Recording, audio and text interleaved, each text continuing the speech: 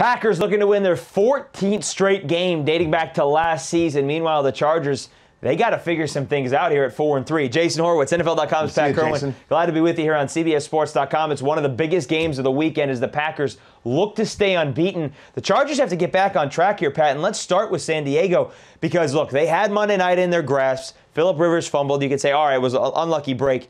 But that's kind of the way things have been going for San Diego because offensively, this team has been inept for 1.5 games here. What has to change? Well, even when they were winning early, we were calling them sleepy wins. Sure. Because we weren't very impressed with the wins, who they were beating, how they were winning games. They haven't been the explosive offense.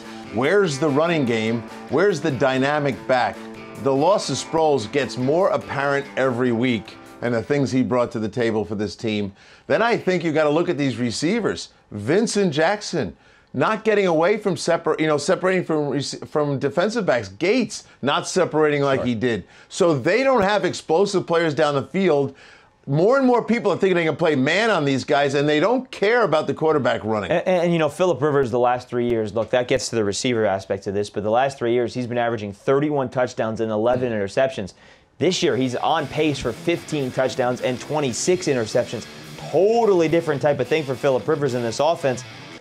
And now you get the running back issue heading into this game against Green Bay, Pat, because Ryan Matthews got hurt in the Kansas City game. We don't know if he's going to be able to go. Mike Tolbert, who didn't play, practicing fully on Wednesday, expected to be able to go. But then the other guy who comes in, Brinkley, who, out of Syracuse, he had a nice game, but he had a concussion. We don't know if he's going to go. Can this team be a one-trick pony against the Packers? Well, they're going to have to be.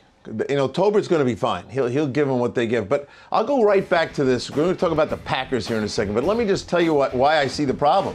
When you look at the top 2 receivers on the San Diego Chargers, it's the 2 running backs. Yeah. The ball isn't being thrown down the field. And when it has been thrown down the field, ugly things have happened, and here come the interceptions. So when I look at the Packers, the top 4 receivers on that team, 3 wide receivers and a tight end. The ball's always going down the field. So you got this little dink-and-dunk pass attack against a vertical attack. It's a big problem. And that vertical attack being the Green Bay Packers. But they are taking on the 4th best pass defense in the NFL in San Diego. Do you think the Chargers can match up well on the outside with these Packers receivers? No, I don't think anybody can. I think the way they're going right now, Rodgers and his 20 touchdown passes, Rodgers is on pace for 47 touchdown passes.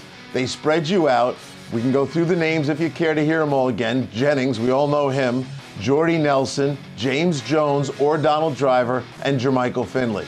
You got all that going on. They spread you out. They can run the ball against you if they care to do that, and that'll be an effective weapon.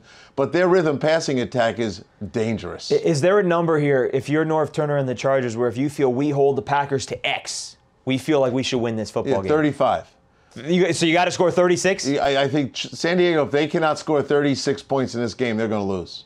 Then you taking the Packers? I'm taking the Packers. I'm going to take the Packers 16 times this year if you want to cover all games right now. Do you want to get into the postseason? You want to take them 17, 18, 19, and 20? I think so. Or 17, 18, 19, they'll get a bye. For more, keep it right here on CBSSports.com. It's 4:15 Eastern. For Pat Kerwin, I'm Jason Horowitz. Take care, folks.